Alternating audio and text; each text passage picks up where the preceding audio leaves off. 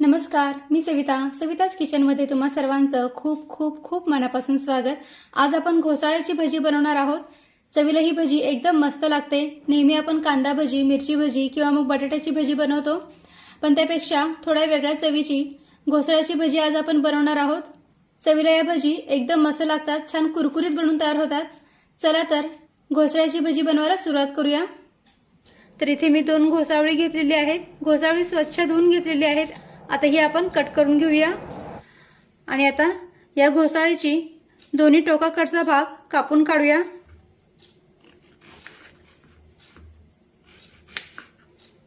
आणि ही जी वरची साल आहे ना, ती साल सुद्धा पिलरने किंवा चाकूने काढून टाकूया।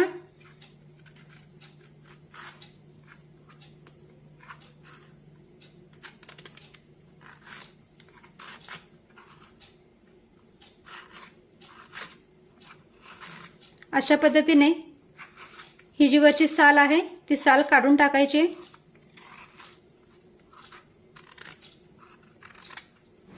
आता अशाच पद्धतीने दुसऱ्या घोसाळीची साल काढून घेते। सुरुवातीला दोन्ही टोकाकडचा भाग कापून काढायचा आणि वरची साल काढून टाकायची। आणि आता वरची साल काढून झाल्यानंतर ही घोसाळी आपण कापून घेऊया। आपण जसे बटाट्याचे काप करतो ना, त्याच पद्धतीने जास्त पातळ पण नाही आणि जास्त जाडसर पण नाही, अशा पद्धतीने याचे काप करून घ्यायचे। तर अशा तिरक्या आकारामध्ये ही घोसाळी आपण कापून घेऊया।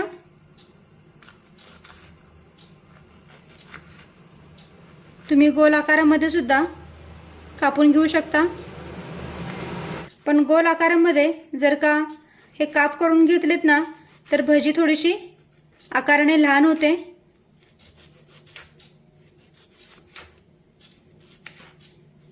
त्यामुळे थोड्या तिरक्या आकारामध्ये हे स्लाइस करून घ्यायचे।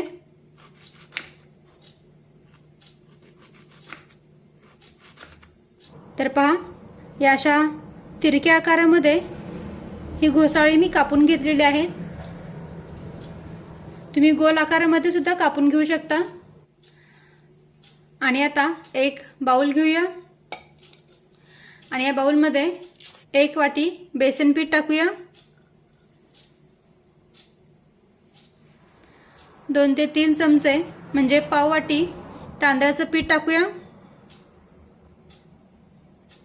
त्यानंतर यामध्ये अर्धा चमचा जिरे टाकूया। पाव चमचा ओवा टाकूया। ओवा हातावर चोळून या पिठामध्ये टाकूया।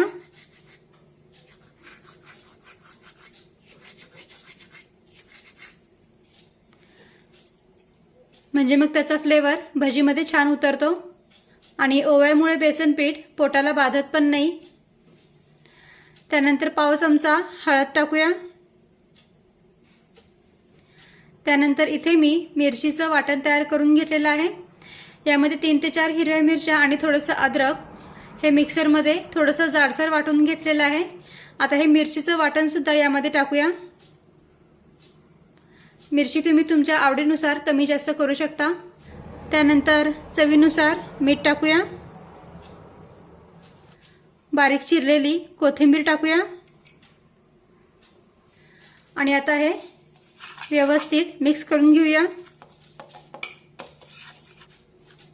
भजी बनवत असताना तांदळाचं पीठ बेसन पिठामध्ये आवर्जून टाकायचं, त्यामुळे काय होतं तर भजी छान कुरकुरीत बनून तयार होते।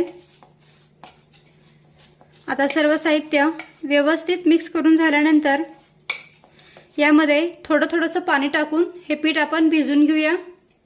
घोसाळ्याचे काप पिठाला व्यवस्थित कोट होतील किंवा पीठ कापांना अगदी व्यवस्थित लागलं जाईल, अशा पद्धतीने हे पीठ आपल्याला भिजवून घ्यायचं आहे।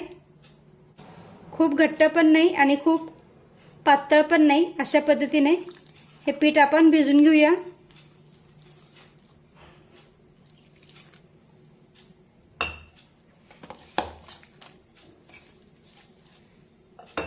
त्यासाठी असं थोडंसं पाणी टाकत जायचं।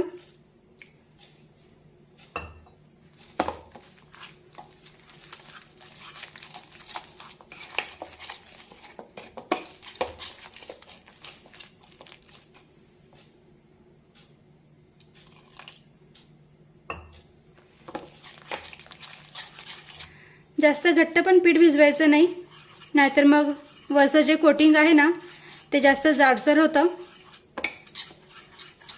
आणि जास्त पातळ जर का पीठ भिजवलं तर पीठ जे आपण स्लाइस करून घेतलेलं आहे त्याला व्यवस्थित लागलं जात नाही.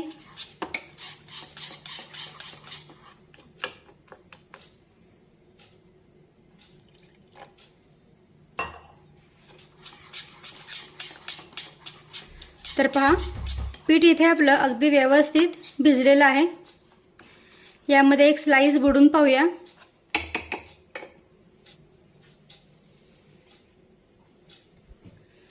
तर पहा, पीठ या स्लाइसला अगदी व्यवस्थित कोट होत आहे, अगदी व्यवस्थित लागलं जात आहे. आता यामध्ये पाव चमचा खाण्याचा सोडा टाकूया. सोड्यामुळे काय होतं तर भजी छान खुसखुशीत बनून तयार होतात. आता हे व्यवस्थित मिक्स करून घेऊया.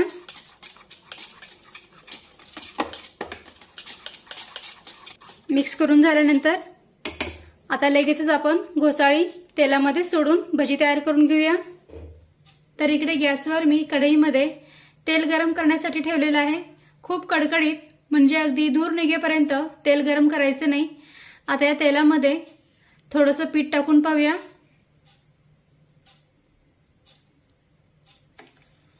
तर पहा, पीठ तरंगून चटकन वर आलेलं आहे. याचा अर्थ तेल अगदी व्यवस्थित गरम झाले. आता गॅसची फ्लेम मध्यम ठेवूया आणि मध्यम आचेवर भजी तळून घेऊया. तर प्रत्येक स्लाइसला पीठ व्यवस्थित लावून घ्यायचं अशा पद्धतीने आणि तेलामध्ये अलगद सोडायचं. गॅसची फ्लेम मध्यमच ठेवा.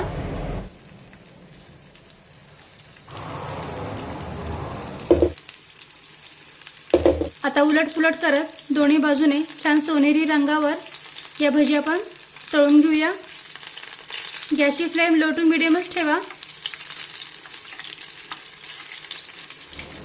तर पहा, दोन्ही बाजूने छान सोनेरी रंगावर भजी तळली आहे. आता काढून घेऊया. मस्त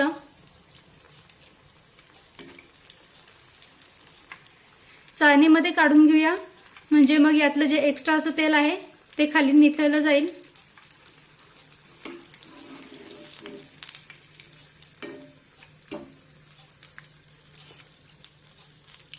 आता पटापट आणखीन भजी तेलामध्ये सोडून घेते.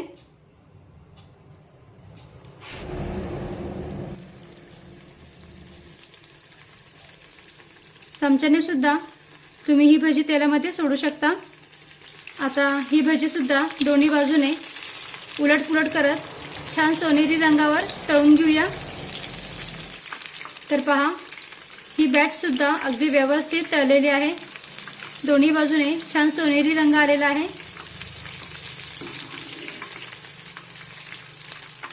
आता या सुद्धा आपण काढून घेऊया.